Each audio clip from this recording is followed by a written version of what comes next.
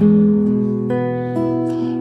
समय पहले की बात है। एक छोटे से गांव में राधा नाम की लड़की रहती थी। राधा की सादगी और खूबसूरती पर पूरे गांव में प्रसिद्ध थी। वह हमेशा अपनी माँ के साथ खेतों में काम करती और परिवार का देखभाल करती। उसकी माँ एक शानदार नजरिया और साहस का मिसाल थी। एक दिन उसकी माँ ने उसे अपनी पुरानी गुलाबी साड़ी दी और कहा, यह सब हमारी सारी परिवार की धरोहर है, हमें अच्छे से रखना है। साड़ी राधा को बहुत ही स्नेह से संभाल कर रखा था।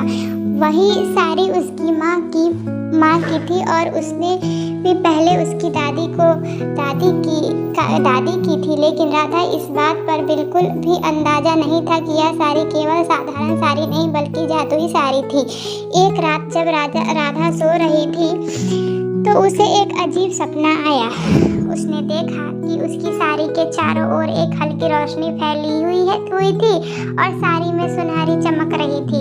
अचानक एक परी उस साड़ी में से प्रकट हुई और बोली, राधा, ये साड़ी जादुई है, इसको प्रयोग तुम्हारे जीवन में खुशियाँ और समृद्धि लाने के लिए कर सकती हो। सुबह उठते ही राधा ने अपनी माँ से इस सपने के बारे में बताया, लेकिन उसकी माँ ने इसे सिर्फ एक सपना मानते हुए कहा, राधा, यह सिर्फ तुम्हारी कल्पना हो सकती है, परंतु अगर तुम्हें विश्वास है तो इस साड़ी को पहनने में कोई हर्ज नहीं है।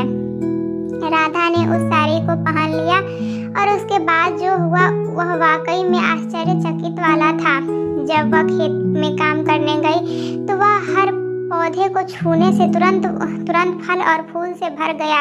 उसके पूरे खेत हरा भरा और सुंदर हो गया। गांव के लोग ये चमत्कार देखकर अचंभित हो गए और राधा की खूब तारीफ करने लगे। कुछ समय बाद गांव में सूखा पड़ा, सारी फसल बर्बाद हो गई और लोग बहुत परेशान हो गए।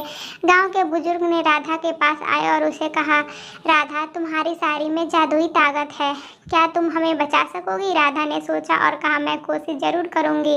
राधा ने अपनी साड़ी पहनकर खेतों में जाए, सारी जमीन पर हाथ फेरे। अचानक आकाश में बादल छा गया और बारिश होने लगी। पूरे गांव में खुशी की लहर दौड़ आई। सभी ने राधा को खूब धन्यवाद दिया और उसकी साड़ी को खूब तारीफ की। गांव के राजा भी इस चमत्कार के बारे में सुना। राजा ने राधा को अपने दरबार बुलाया और सम्मानित किया। राजा ने राधा से कहा, तुम्हारी इस साड़ी ने हमारी प्रजा की जीवन की खुशहाल बना दिया है। तुम सच में एक महान आत्मा हो। राधा ने उस साड़ी को केवल लोगों की भलाई के लिए इस्तेमाल किया। वह समझ गई थी कि साड़ी की ताकत से सिर्फ उसे लाभ के लिए कुछ कैसे किया जाए, यह ही नहीं बल्कि दूसरों की मदद करने का भी मौका मिलता है। उसने अपनी ज़िंदगी में इसी तरह ही बिताई और सबकी प्रिय बन गई। समय बीतता गया और राधा की कहानी सिर्फ गांव में नहीं बल्कि दूर दूर तक पहुंचती गई। उसकी ईमानदारी और परोपकार की मिसाल ने उसे सबके दिलों में जगह बना दी। उसकी साड़ी की जादुई कहानी सुनकर लोग उससे प्रेरणा लेते और सीखते। राधा ने अपनी साड़ी को अपनी अगली पीढ़ी को सौंप दिया। उसने अपने बच्चे और उसके बच्चों को समझाया कि इस साड़ी को हमेशा अच्छे कामों में ही इस्तेमाल किया जाए। इस तरह से उस जादुई गुलाबी साड़ी की पहलू आगे बढ़ता रहा और लोगों के जीवन को बदलता रहा।